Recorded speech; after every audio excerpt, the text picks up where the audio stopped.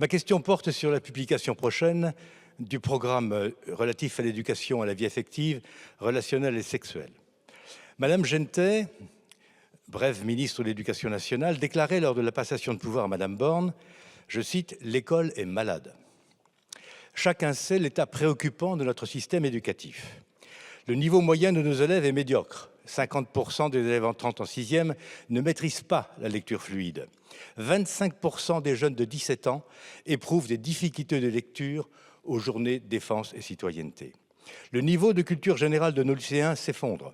Les diplômes sont dévalorisés. 50% des bacheliers, par exemple, échouent en première année d'études supérieures. L'autorité des maîtres est quotidiennement contestée, y compris par des élèves et des parents sous emprise islamiste. La fonction enseignante connaît une grave désaffection.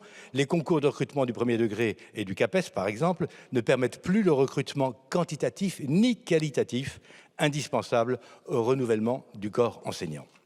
Et pourtant, Madame la ministre, dans ce contexte, vous estimez que la priorité revient à la publication du programme d'éducation à la vie affective et sexuelle applicable de la maternelle à la terminale. La question est donc, quelles sont exactement vos priorités pour redresser notre système éducatif ? Nous considérons qu'il est certes utile et nécessaire de dispenser aux élèves à partir du CM2 ou au collège une information préventive visant à les prémunir des risques et des dangers que comporte la vie sexuelle. Maladies sexuellement transmissibles, viols, mutilations, pornographie notamment. Je parle bien d'une information préventive là-dessus. Mais nous contestons qu'il soit de la responsabilité de l'État d'assurer l'éducation sexuelle des enfants.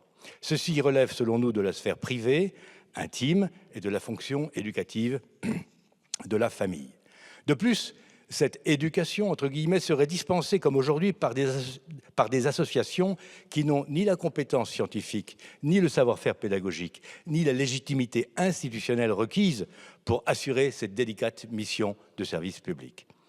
Nous estimons qu'une information de cette nature ne peut être assurée que par des professionnels, des médecins, des infirmières, des psychologues, des ministères de l'Éducation ou de la Santé, ou par des professeurs et des conseillers principaux d'éducation dûment formés et qualifiés à cette fin.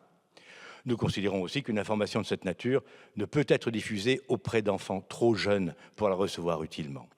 Nous vous demandons donc de rectifier dans ce sens le programme élaboré par le Conseil supérieur des programmes et de modifier dans ce sens l'article 312-16 du Code de l'éducation. Je vous remercie.